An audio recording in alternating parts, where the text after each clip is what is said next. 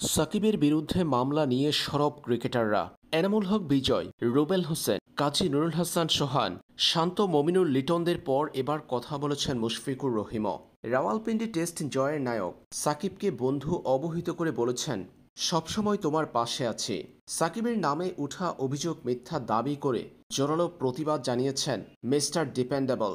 ঐতিহাসিক রাওয়ালপিন্ডি টেস্ট জয়ের পর সাকিব ইস্যুতে কথা বলেছেন মুশি।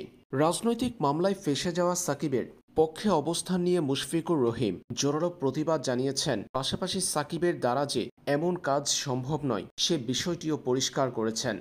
এই মামলার কারণে সাকিবের ক্রিকেট ক্যারিয়ার পড়ে গেছে হুমকির মুখে। খেলা হচ্ছে মাথায় পাহাড় সম চাপ নিয়ে। এত সব চাপের মাঝেও রাওয়ালপিন্ডি টেস্টে বাংলাদেশের 10 উইকেটের জয়ের দিন বিশ্ব রেকর্ড গড়েছেন সাকিব আল হাসান।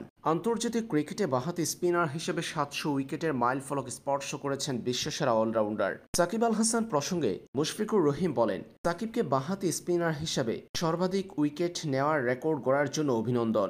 আমি অনেকবার বলছি, আবার বলছি যে সাকিবের মতো একজন চ্যাম্পিয়নের সাথে খেলতে পেরে আমি গর্বিত।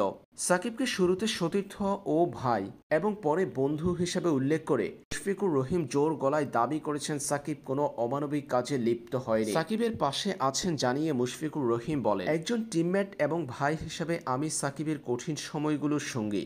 আমি তার বিরুদ্ধে তোলা মিথ্যা অভিযোগের সমর্থন করি না, কারণ আমি জানি সে কখনো অমানবিক কাজে লিপ্ত হবে না। আমরা সবসময় তোমার পাশে আছি বন্ধু।